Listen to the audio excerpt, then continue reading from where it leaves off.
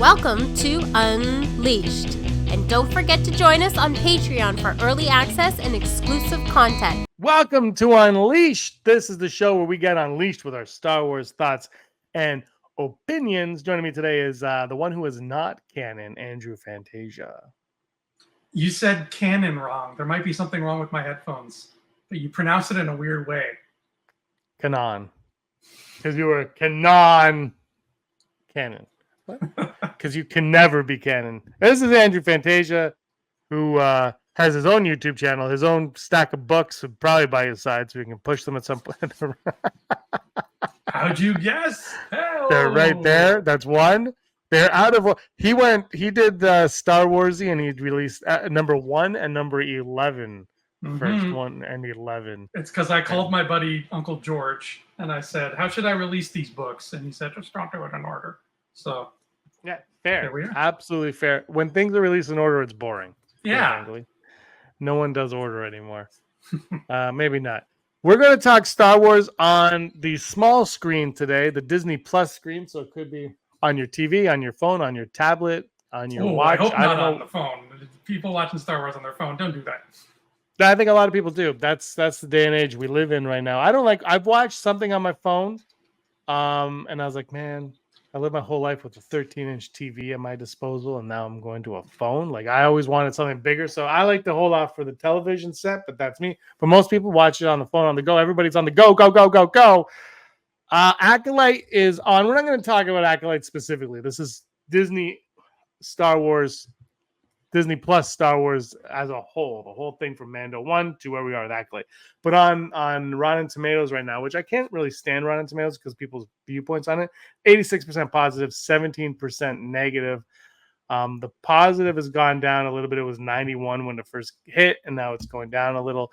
The audience score, 17%, has gone down from, I think it was 40 at one point, which I think is actually very fair for this show, Andrew. I know you are the biggest fan of the show, but I'm saying that this is separate from my opinion of this show. The 41, 45%, whatever it was, I do seem fair based on just talking to people about it. And I don't mean Twitter people. I mean like actual people in the physical world. Yeah, actual human beings who have an opinion that aren't hiding behind like a fake avatar picture of themselves. People are very mixed. It's a very mixed bag on this show. There's some people who are like kind of into it. They're like, I kind of enjoy this show.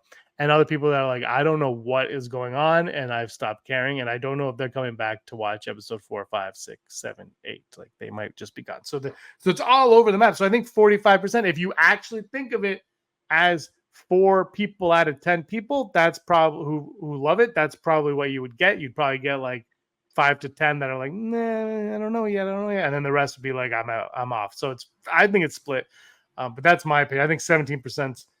I'd like to see why it got so low. But anyway, the show's on. I know that this is your favorite show of all time. It goes Acolyte, Chippendales, Rescue Rangers, and then the Adventures of Archie and Jughead. I think it's somewhere around there. It's like 1, 2, 3. Or Archie's Weird Mysteries is actually your number 3. You're a big Archie's Weird Mysteries fan. But I wanted you to talk to you about, is Disney Plus hurting the Star Wars brand? And I want to talk about that. And we're going to talk about this without the word woke, without the initials SJW, without politics being mentioned, political identity, whatever those words are. I'm mentioning them now for the algorithm. Like, we're not going to mention those. This is separate from those. We're going to talk straight up about Disney Plus has had 3 episodes of The Mandalorian, an Obi-Wan Kenobi show, a Boba Fett show, an Acolyte show, an Andor show, an Ahsoka show, Bad Batch show, Vision show. There's been there actually, as little as there has been compared to Marvel, there's actually been quite a lot of Star Wars on Disney Plus.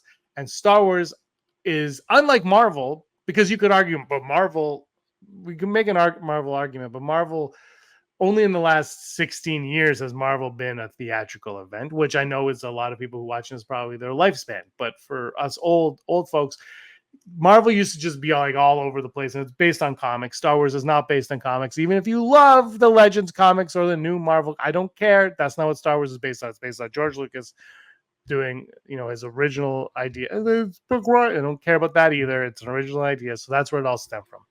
So Andrew, Disney Plus, Star Wars, your initial thoughts on them?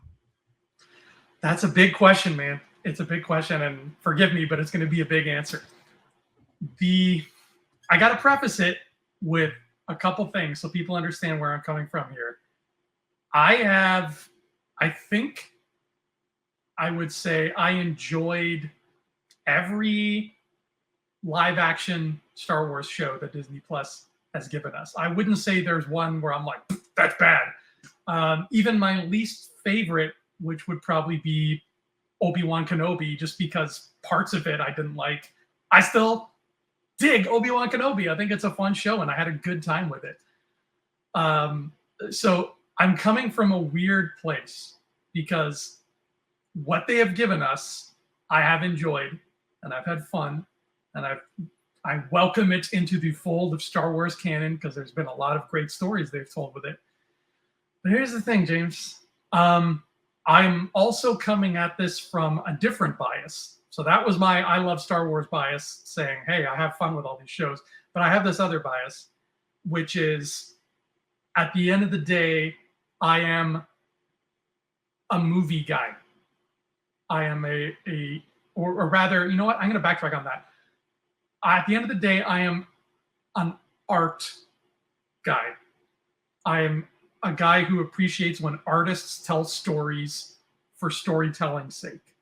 And Star Wars was that. As George saying, I'm going to tell this story based on all these wonderful things that I used to ingest as a kid, like Flash Gordon and everything. And we got to this point in the entertainment industry. And I mean, I'm guilty too. I can't just sit here and act like I'm above it all because I have a Disney Plus subscription. I have a Netflix subscription. But we've gotten to this point where streaming has come along. And I think I'm going to say a big thing here. But I'm sorry if this ruffles some people's feathers. I think, James, not only is Disney Plus bad for Star Wars, I think streaming is just bad for art, period. And it's gotten to a point where the writing is really on the wall. Yeah. Because now we live in a point where before, and when I say before, I don't mean like in the 80s. I literally mean maybe 15 years ago. Like, let's say while Force Awakens was being made, right? We were at a point where Disney was like, okay, we own the rights to Star Wars, so let's make Star Wars movies. And they spent time working out what movies they were going to make, etc. Now we have entered this weird point where instead of just saying like, let's tell these stories because we'll make money off it, people love Star Wars. Now it's got like that alone is kind of a pessimistic viewpoint, even though it's true. They have this thing that's basically a license to print money and they're like, let's make more of it. But now we're at an even worse point than we were in 2014 because now they have this streaming service that they have decided to launch and put out there and charge people money for. And now they're forcing artists to just rush things, like rush their art, make art so that we have an excuse to have the streaming service exist. When it was just a case of we got to make a movie and then get it to theaters, at least with that, there was just, they could take their time and they could do things in just a bit more of a sincere way and, find a person who had a sincere story to tell, or at least find an avenue to get it into that theater that was just part of the way art had worked for however long. But now it's just, it feels like there's a level of insincerity. And I don't mean that as a knock against shows like Acolyte or shows like The Mandalorian. I just mean it as a knock against the industry in general, where now we have this streaming platform. We need to put, and I hate using this word, but I'm trying to quote them here, content on our streaming platform. So hurry up and make content, artists. And that right there is bad for Star Wars, and it's bad for art, and it's bad for artists. And it's if it keeps going the way it's going, it's just going to get to a point where art becomes, art has a quota. We have to make X amount of art in a month. And that's not what art is. That's not what storytelling is. It's more important than that. And that's diluting the importance of that experience, whether it's the experience of having a story told to you or being the person who's crafting it in the first place. So yes, I like Acolyte. Yes, I like the Book of Boba Fett. Yes, I like Andor. But I don't like the avenue they have chosen to tell those stories, because it's a non-sustainable avenue, and it's an avenue built on, in order to keep this ship moving, we have to keep shoveling art into the fire, and that's just not for me. But how is this different from regular television? See, I was never a huge regular TV guy to begin with. Like growing up, apart from like The Simpsons and the episode of Fresh Prince here and there, it wasn't until Lost came out that I became like a dedicated, like I have to watch this every week kind of person. And so I can't sit here and pretend I understood how regular TV works compared to streaming, because I don't. But I imagine that, remember, we were at a point where for a long time where regular TV was the lesser art form when you held it up next people to forget that. Yeah. And it wasn't until shows like Sopranos came along and really ushered in a golden age of television.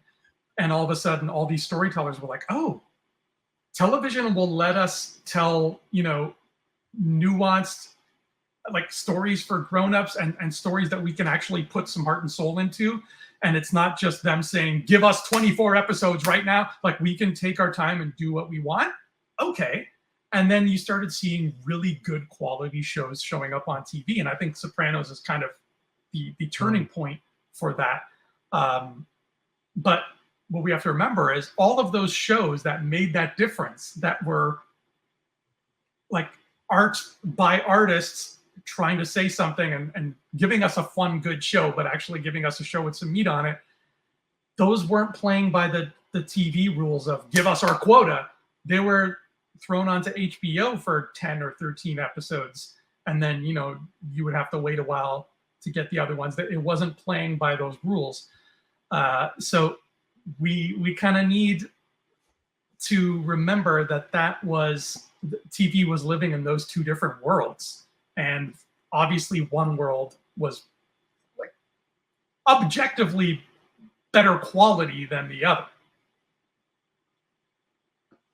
Yeah, it's true. But streaming is and HBO should be at the same quality.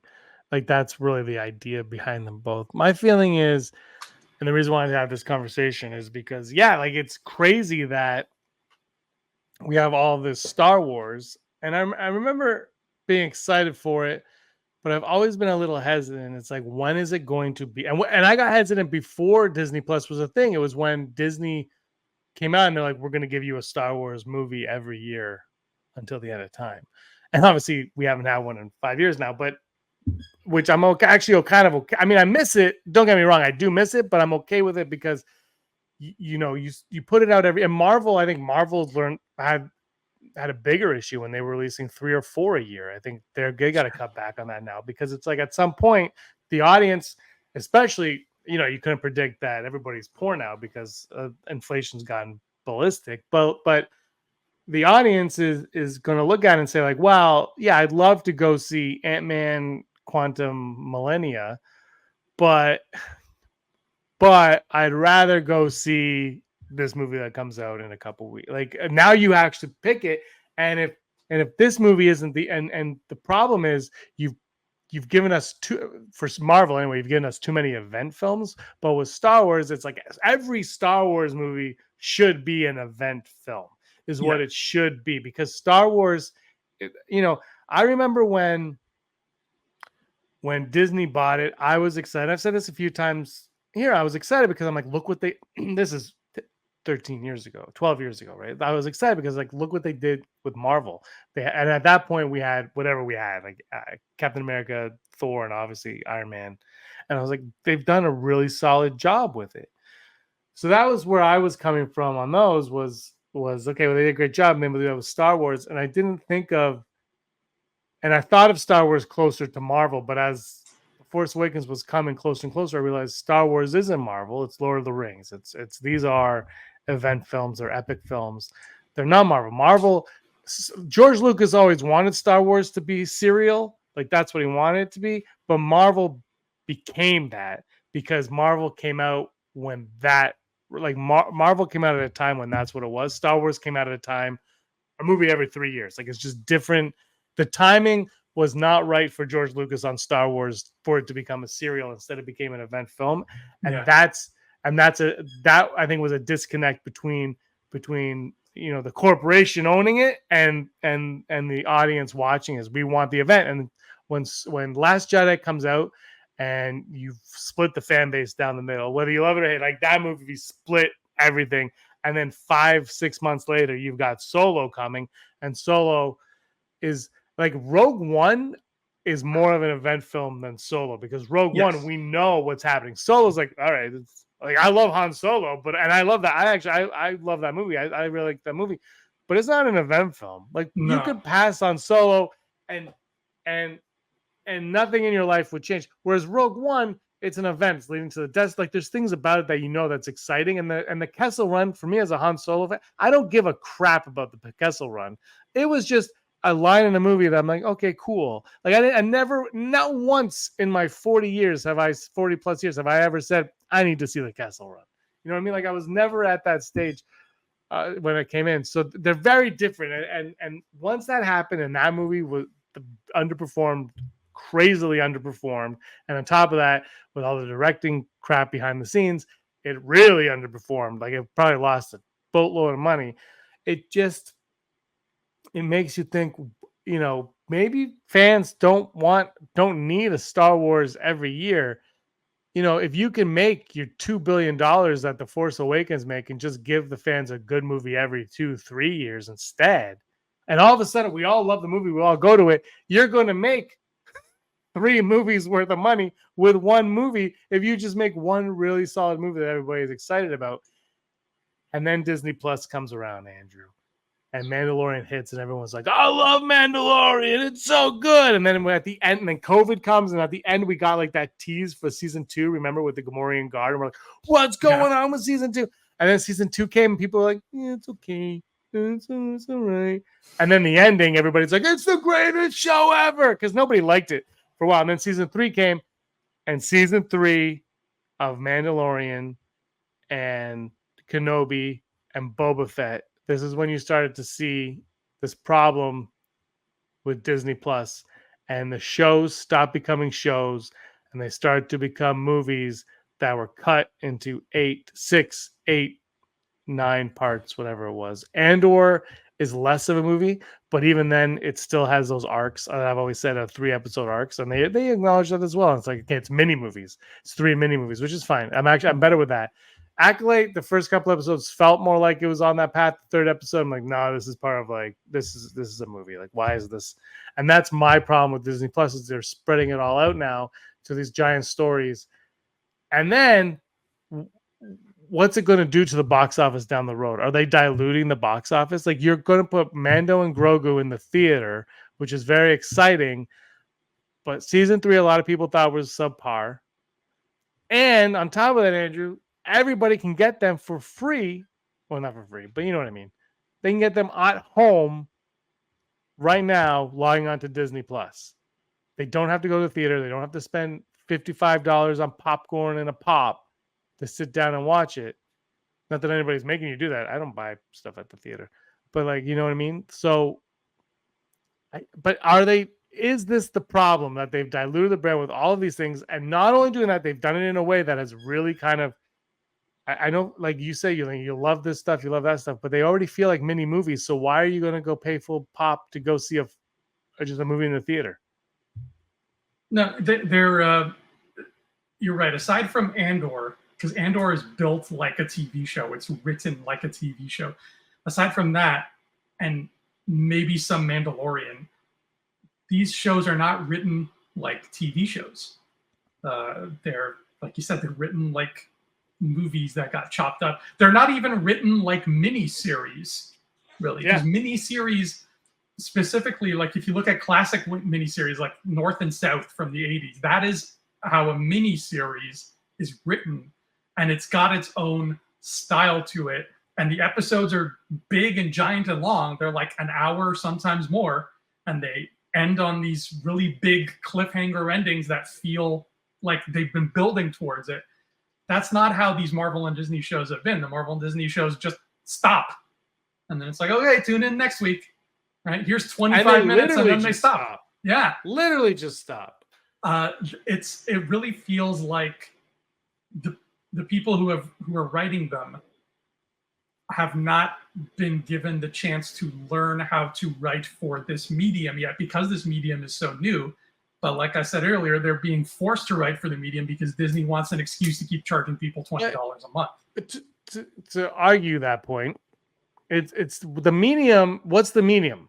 Because it's either streaming like Netflix, which is binge watching, which is how they're writing it for, or it's HBO, which was weekly, and they could easily do that. I watched a show recently. I don't remember what it was, but I was like, that was an episode. Like, it was self-contained. It was what it was. And then it kind of led into the like a larger story.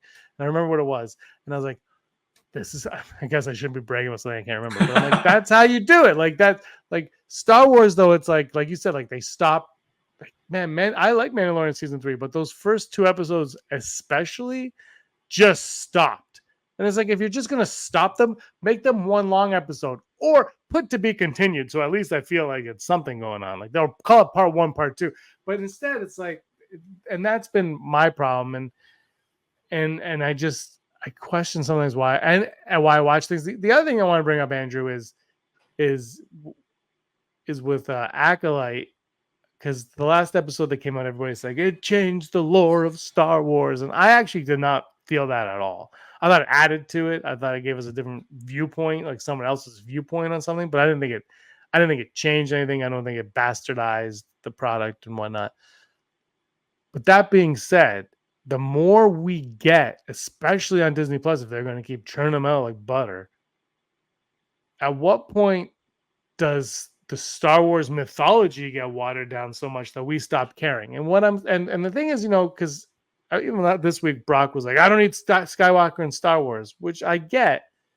But the thing that the Skywalkers bring to Star Wars is a reason for you to watch. And what George Lucas understood is it's about, maybe not at first, but it's about family ultimately, right? And why are we watching this story? It's because everything connects to these characters, and that is who we're seeing it through the eyes of, is these characters, and that's why we're going back. Even if we don't want to admit it, that's why we're going back. And then like books and comics, they can do what they want, but in the theatrical world and the TV world, it's like, why am I watching? What is Star Wars? And you move on, and obviously you have to move on from Skywalkers, especially if you go 100 years either direction. You've got to move on. At some point, you have to. But there needs to be the purpose for why we're watching it, and it can't just. And it's almost like, and if you're going to make something up, why are you bringing it up? Is what it is. And hopefully, Acolyte aside, we'll get it. But you have to. It's just, you have to give a reason for the audience to care, and it's the familial connection that we're drawn to. I don't think it worked in Kenobi. I think Kenobi could have used without Skywalkers or Organas at all in that, to be honest. But you need something to draw us in, especially if we're going to go forward. Is it Rey? I know everybody hates Rey now. That's the it thing, is to hate Rey. But is it Rey, or is Rey going to be the one? Or we're going to find new people to follow? They don't have to be chosen ones either. We didn't follow Luke Skywalker because he was the son of a chosen one. We followed him because he was the farmer who wanted to get off of his planet, right? Like that's why we followed him. And then he had to, the chosen one is a great piece to the story. It's an okay piece of the story. It's a piece. But that's not why we're watching it. We're watching it because of Luke Skywalker. And we watch The Mandalorian because of Baby Yoda. We watch it because of these little things. And that, I think, the more you dilute, the more you put on Disney Plus, the more Star Wars we get, the more we lose the emotional connection we have to what we're watching. Yeah, and that goes for any brand, right? The more you just Star Wars. Just Star Wars. For every other brand, it works fine. The more you throw out there, especially when it's a Disney Plus thing, and we can see the man behind the curtain, in this case, a rich guy named Bob, saying, make more stuff. The more like they make, the more we can see that, and we realize that this is just them trying to stuff content down our throats. And that's not to say that all those things they give us can't be good quality storytelling. And in my opinion, for the very most part, the Star Wars stuff has been that. But it's still happening. It's still being shoveled into us via means that are not healthy and not sustainable. And that's just not how Star Wars or art in general was meant to be made. Disney Plus is going to keep doing this, unfortunately. And if you look at it, let's look at it from a lens of what if. Okay, and I'm not talking about the Marvel show. And maybe this turns everything into irrelevance because we're just dealing with hypotheticals here. But no, keep yourself on the screen, James, because I'm going to ask this to you as a question. Let's say, what if we lived in a world where Solo did really well critically and commercially, like it did better than it did. And in that same world, The Rise of Skywalker was very, very well received. People had a great time with The Rise of Skywalker. The same amount of critical reception that, The Force Awakens and Rogue One got. People were like, yeah, The Rise of Skywalker was they did it. They did the ending of the Skywalker saga. Awesome. Okay. I believe, maybe this is cynical, but I don't know. I believe that in that world, even if those movies had done well, we would still be sitting here in 2024 without a new Star Wars movie because the company has acquired the crutch that is a streaming platform, and it's just too easy, and they don't want to go back to making films in the cinema. Do you agree with that? Actually, I don't. And I'll tell you, I actually don't. I think we would have more Disney Plus Star Wars if that was the case, which is one. I do think that would be a problem. We would have more. But I think we would be exactly where we are, but maybe a few years later than it took. Because I think they would have been like, okay, everything's well received. This is well received. What's the next one?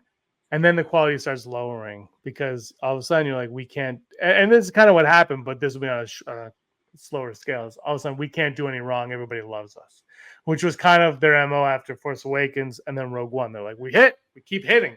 And then Last Jedi changed everything.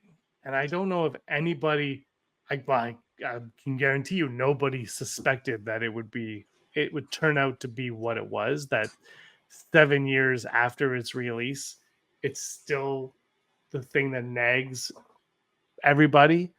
Like, I won't talk about Last Jedi.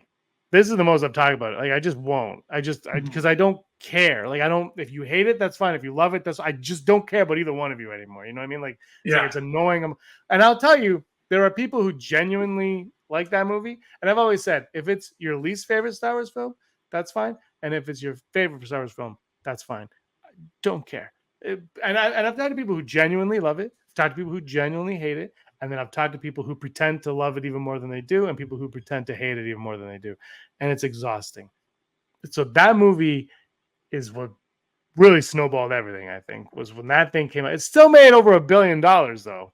And so did The Rise of Skywalker, so maybe your point is right, and maybe I'm wrong, because they both were, but Solo is the one that if The Last Jedi was universally loved, and well received by audiences. How does Solo fare? That like Solo is, because Last Jedi is the one that started the snowball, and then Solo is the one that made the snowman out of, like, it's like because that movie flopped, and I know 300 million, it's a flop. Like, it didn't do well. It needed to do better than it needed to do to not be a flop to begin with. So yeah, I might agree with you more, but I'm gonna say no. I think they would have, if those movies were more well received. I think we would have got another Star Wars movie after The Rise of Skywalker. I think something would have happened quicker after that, and then I think there would have been a snowball effect for more and more, and then we would have got an Obi-Wan movie if Solo did well. Like, that wouldn't be a show anymore; it would be a movie.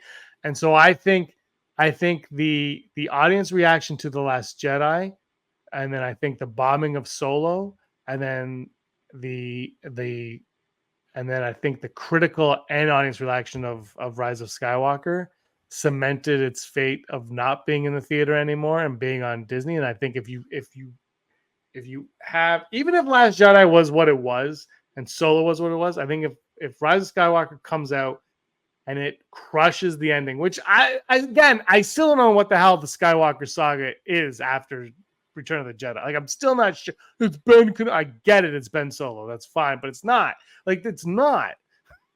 Right? It never really. It was. I still don't know what any of those three movies were trying to do with anything. To be honest, not going to talk about it.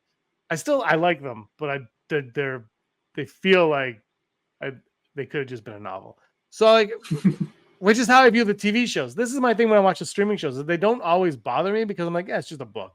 Like, it's just like how I would have read a book in the 90s is what these shows are. I'm not expecting them to be the movies.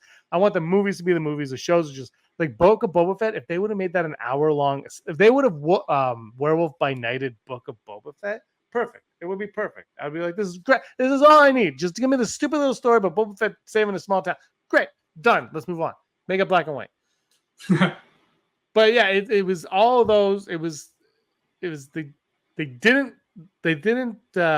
nail the landing on whatever the hell they were trying to land. Audiences didn't care for it because they're like, what's going on? Half of them didn't care for it because they didn't know what was going on. Half of them didn't care for it because they hate Star Wars now. And then there's like a small section that aren't mathematically in there that liked it.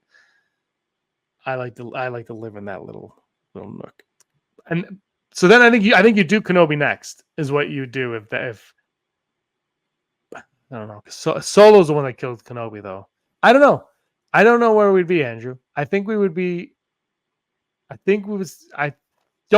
get a movie this year, but I think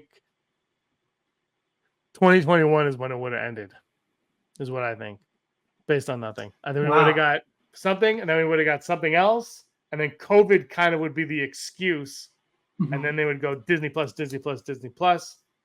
and yeah, that's where we go. And I think Mandalorian would still be a show. Also, the success of Mandalorian hurt Disney in the theater as well, because Mandalorian season 1 was going on with Rise of Skywalker, right? Remember the episode where Grogu does the Force heal came out the day before Rise of Skywalker, which was brilliant in my opinion. The way they did that.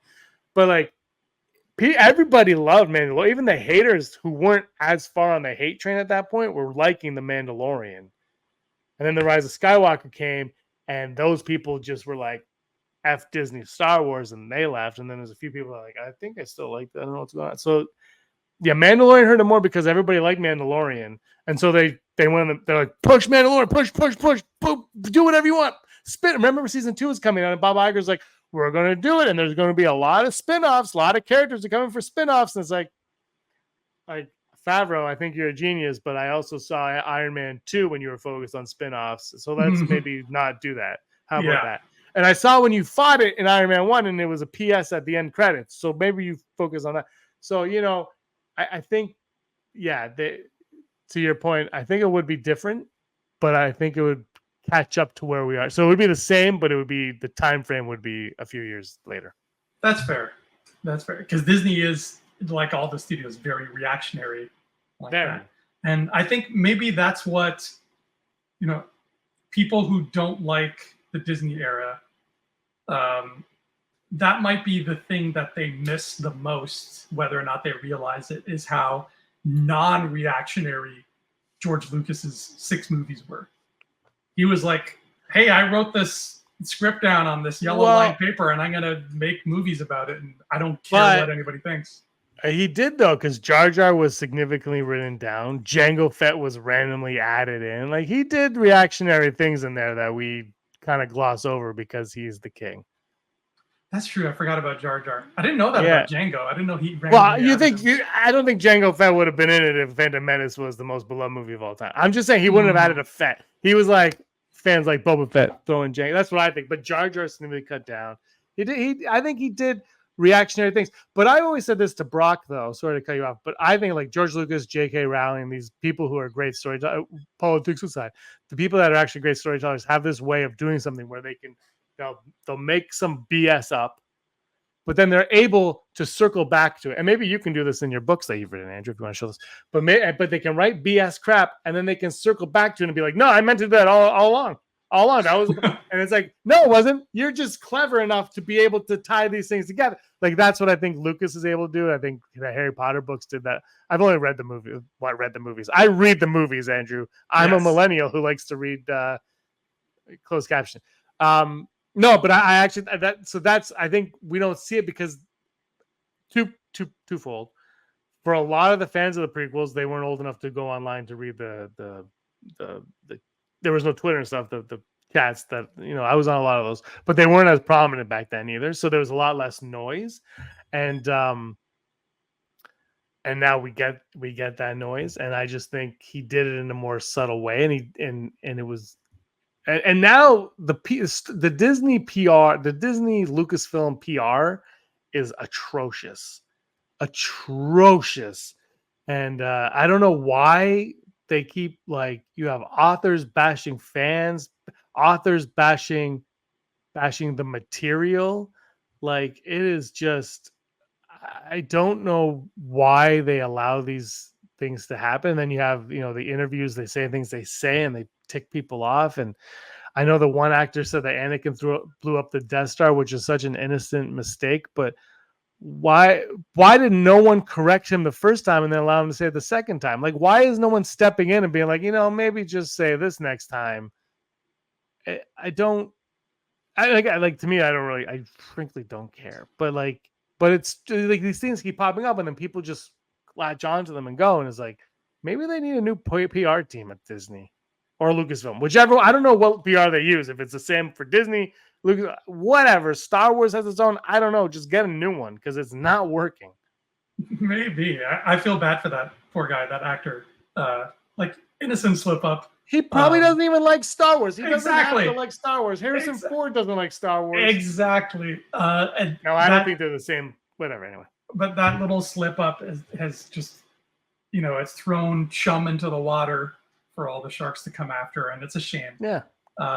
And I don't know what the PR team's specific duties are, but I would totally understand and empathize if they have just basically decided, we're done trying to calm Twitter down. It is not worth it. But you go on Twitter and you see people that work for Lucasfilm attacking fans and the show. And I saw an author who I will not mention attack one of the seasons of The Mandalorian and was like, how can they do that? I'm like, you freaking write books for this company. You shut up. I don't, you don't have to like it, but I don't know. You don't bite the hand that feeds. But for some reason, they're like, just keep biting my hands. And they're like, no, you can write. And this person just kept getting books after. I'm like, how is this happening? Anyway, and then that's for us. How did we get on this topic? Screw you, Disney. I hate Disney. No, I'm joking. It's not. It's like, you know what it is? I think it's not a unified front in that, at Lucasfilm. Star Wars seems to be, and I appreciate Leslie Headland coming out and being like, Dave Filoni, talked to her and was like a mentor. And so, okay, this is how it should be. There should be people should, they should work together to achieve this goal of making a strong movie or strong TV show, not against each other, and don't bash the other ones. Well, look, at the end of the day, we have already seen how a course correction done well. We've already seen what that looks like, a course correction done well, which is when what we've been told from Kevin Feige, where he had been pressured by Chapek to dump stuff onto Disney Plus, and then once Chapek was out the door and Iger came back, the two of them worked it out where there would be considerably less dumped onto Disney Plus because it was showing the burden, right? We all saw how much Marvel stuff was getting on there and how maybe not necessarily diluted it was getting, but just how too much of that was bad for the brand. It was bad for Marvel. Marvel fans were starting to fall out of it. And I mean, it came at a time like, during lockdowns and everything where people were at home anxious for stuff to watch. And it was still recognizable as a bad thing. So like there was no question, like it was, the writing was on the wall there. So Feige was able to backpedal on that and say like, don't worry, you are getting way less Marvel stuff now, quality over quantity again. And we're living in the middle of that as we speak. And we can already see, even though like Deadpool's not out yet, but that's kind of like the start of this new calmed down regime that he's got going on. We can already see like the footprints leading to that are they seem much more in control than the footprints that were leading to, okay, and here's Falcon and Winter Soldier, and here's Moon Knight season 3, and like it was chaos. I mean, we're still feeling the aftershock of him having to announce a Blade movie, for God's sake. That like that's neither here nor there. So no, it isn't. No.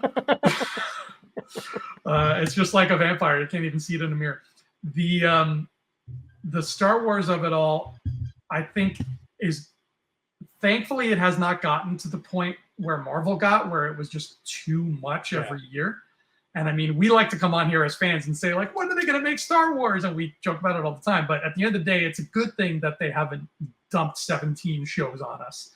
I think Disney Plus is a great place for things like Bad Batch and things like Mandalorian. But when you start doing like Young Han Solo 2 or Young Leia or Young Finn, it's like, stop and think about what you're doing. So we haven't gotten to that point with Star Wars yet, but I hesitate to say it's coming because I really don't know. But the streaming is always a danger to the brand more than it is a help. Yeah, I think that's true. I also think, less is more. Get us excited for what the next Star Wars is. And I think they did that. I think they've done that well. Like, we haven't had a live action Star Wars in like a year, so we're on to the Acolyte. Mm-hmm. Acolyte, though, enjoy it or not, I feel like the premise of this is like, this could have been a movie or like a trilogy of movies almost, having not seen, the back half of it or whatever, but like just the idea and like this could have been that. And then you wonder, to your point, had those movies have been better received, would this have been a movie? And even though Leslie Headland's more, I think she has the TV background, so who knows what it would have been, but who knows where it's going to go. We'll keep talking, but this is our discussion. Is Disney Plus hurting the Star Wars brand? Andrew, do you have an answer, yes or no, before we wrap it up? Yes, streaming is hurting every brand. Yeah. I like Star Wars and I like The Acolyte and I like most of the shows we've gotten, but yeah, it's hurting. I miss trilogies, man. I miss movie trilogies that are a big event. I can't wait for that to be a thing again.